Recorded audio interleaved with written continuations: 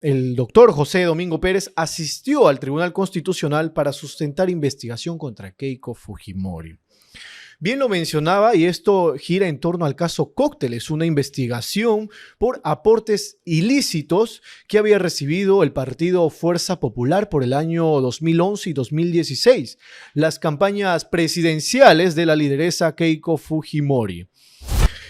Precisamente la noticia es que el doctor, el fiscal, miembro del equipo especial Lavajato, se apersonó para presentar sus alegatos ante el Tribunal Constitucional, presentando o para resolver este habeas corpus. Y es aquí donde quiero dar inicio a este tema, doctor Emerson Chávez, que tengamos en cuenta que el habeas corpus pertenece a la familia de las garantías constitucionales establecidas en el artículo 200 de la Constitución Política. Pero, ¿para qué sirve esta figura?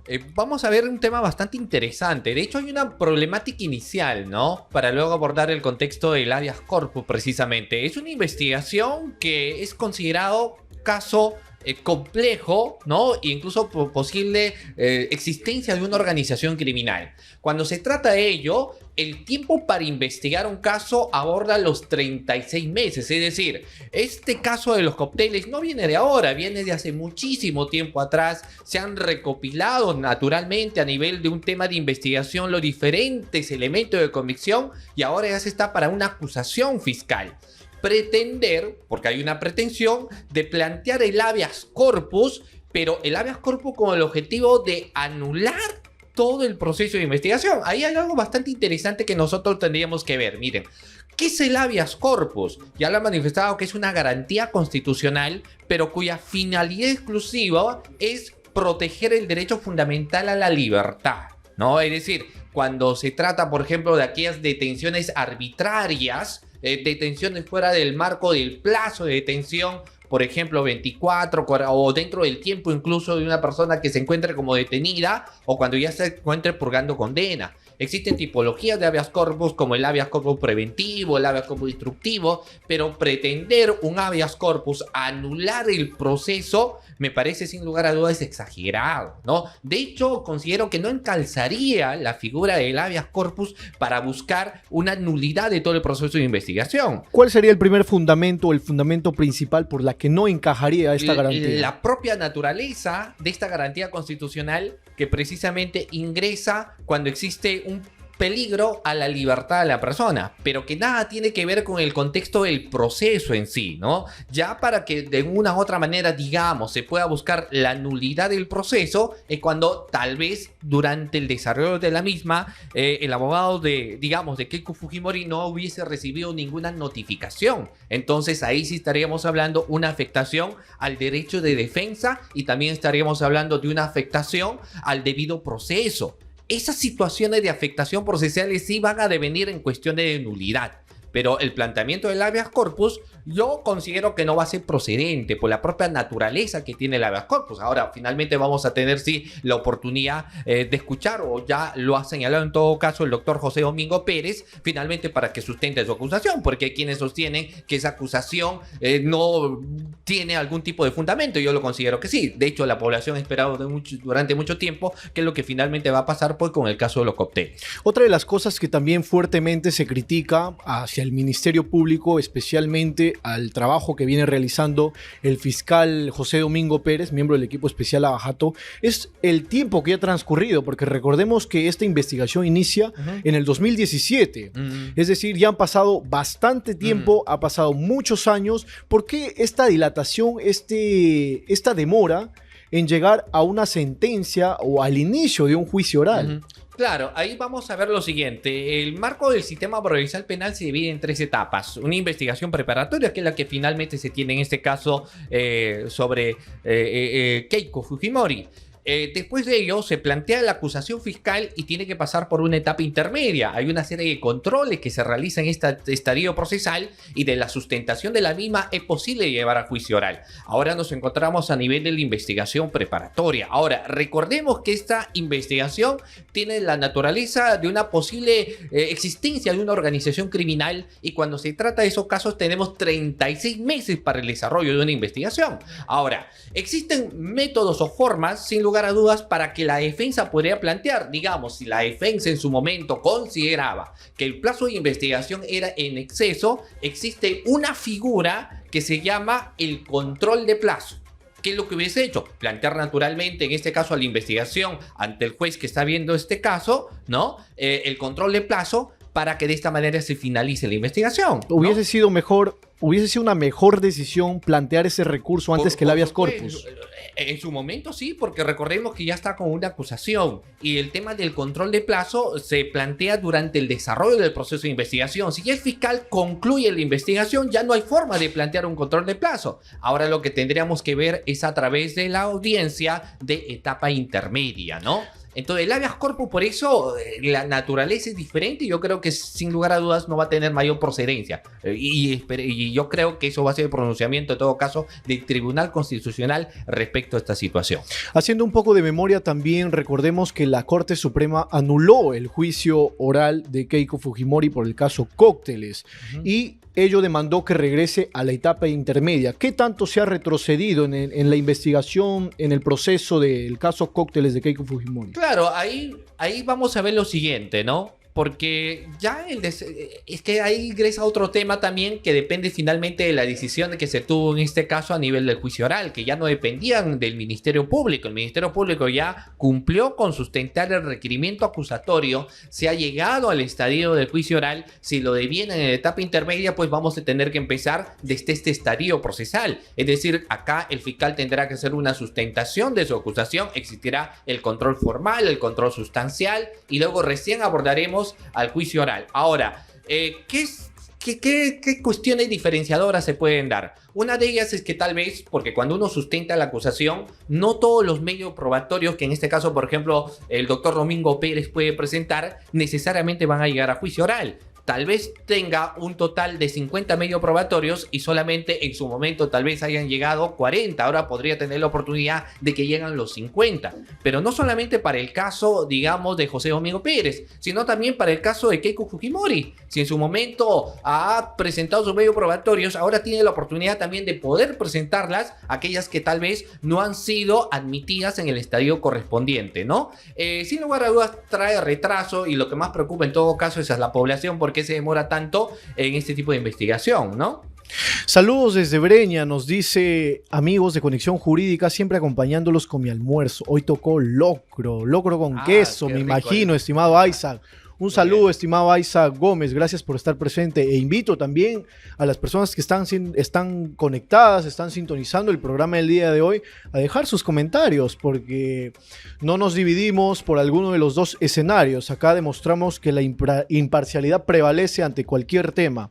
Justo para las que se están conectando recientemente estamos hablando sobre el caso Cócteles y la participación del fiscal José Domingo Pérez en la audiencia del día de hoy ante el Tribunal Constitucional. Ahora, yendo un poquito más al tema del delito, en su momento la defensa de Keiko Fujimori, Juliana Loza, la doctora abogada penalista, había mencionado que para el Ministerio Público iba a ser un poco difícil, la iba a tener difícil, para acusar o comprobar de que se ha cometido el delito de lavado de activos porque antes de ello se tiene que evidenciar que el dinero ilícito que ingresó a Fuerza Popular proviene del narcotráfico, de cualquiera de estas organizaciones que demandan ya que el dinero sea ilícito.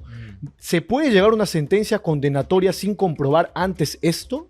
Eso es algo bastante interesante. Mira, en su momento, incluso para iniciar una investigación, era necesario tener que probar el origen ilícito. O sea, y ahí a veces el fiscal se veía atado de pies y manos. Porque si finalmente no tenías, por ejemplo, una sentencia por un caso de un delito de corrupción, peculado, colusión, malversación de fondos, cualquier delito, o un delito de sicariato, o aquellos que den la posibilidad de generar ingresos económicos, sencillamente no podías investigar un caso de lavado de activos. Ahora ya no es eso. Suficiente con un indicio o una duda que el dinero obtenido es proveniente de la ilicitud. Pero ojo, solo a nivel de la investigación. Naturalmente, si ya se llega a juicio oral, ahí sí se tendría que probar cuál es finalmente el origen ilícito de la misma. Para ello entendemos que en este tipo de casos es muy complicado tener prueba directa, pero sí a través de la prueba indiciaria que uno puede tener, la falta de sustentación de los ingresos, por ejemplo, que tenía Keiko, ¿no?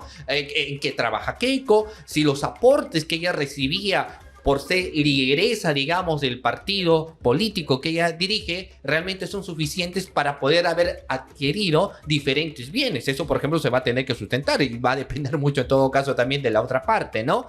Y otros aspectos interesantes que también se pueden dar a través del levantamiento del secreto bancario, levantamiento de la reserva bursátil, del levantamiento de las comunicaciones. Recordemos que se tiene en el caso de los colaboradores eficaces y finalmente qué información han dado y qué elementos de comisión finalmente se han obtenido. Entonces, si es posible, puede darse el caso. Ahora, es natural si sale la doctora Juliana Loza, pues cuando aparece siempre un abogado de la otra parte, por su propio rol o función que ellos tienen, pues siempre te van a decir que el Ministerio Público no va a probar, no va a demostrar, pero ya lo veremos finalmente cuando el caso llegue a juicio oral. Es parte de la defensa que ellos se entiende como tal, ¿no? La defensa siempre señalan eso. De hecho, no es algo utópico que siempre la defensa va atacando en ocasiones, no todos, pero varios que van dándole pues sus pinceladas al Ministerio Público, que no hay esto, que no van a demostrar. Incluso hemos tenido casos de audiencias bastante mediáticas, ¿no?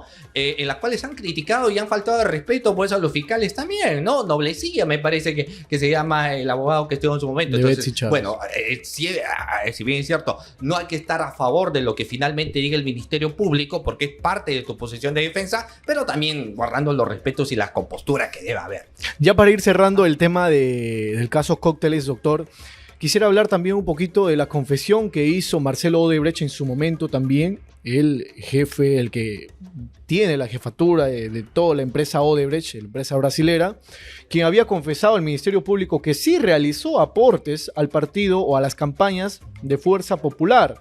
¿Qué tan relevante podría ser esta confesión para el juicio o la investigación a Keiko Fujimori? Claro, ahí es algo bastante interesante. Miren, uno en realidad, como colaborador eficaz o como postulante a colaborador eficaz, consiste en dar información. Si Odebrecht en su momento señala que dio aportes a la campaña política de Keiko Fujimori, es la versión que finalmente te dice en este caso Odebrecht, ¿no? Pero ahora, lo que naturalmente en este tipo de situación tendríamos que ver cómo se comprueba. Es decir, si una persona dice, realicé aportes de campaña, habría que ver allí que en fase de corroboración, la colaboración eficaz tiene una fase que es la fase de corroboración, tendríamos que ver qué elementos de convicción se han recabado. Por ejemplo, si realizó el depósito, ¿a través de qué?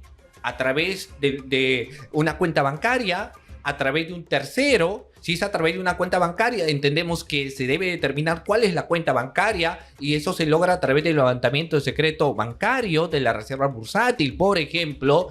Y si no fue de esta manera, fue a través de un tercero, entonces la cuenta de quién es el tercero, o si lo dio presencialmente, fue a través de una llamada o tal o cualquier otro lugar donde tal vez posiblemente se han encontrado, por ahí tal vez un video, etcétera. Entonces no va a ser suficiente, es verdad, y eso también hay que ponernos en el hipotético caso, si es que a nivel de juicio oral solamente se tiene la versión de Odebrecht. Si Odebrecht dice di el aporte económico, pero si no se logra sustentar, estamos en cuestiones probatorias y los dichos no tienen fuerza probatoria.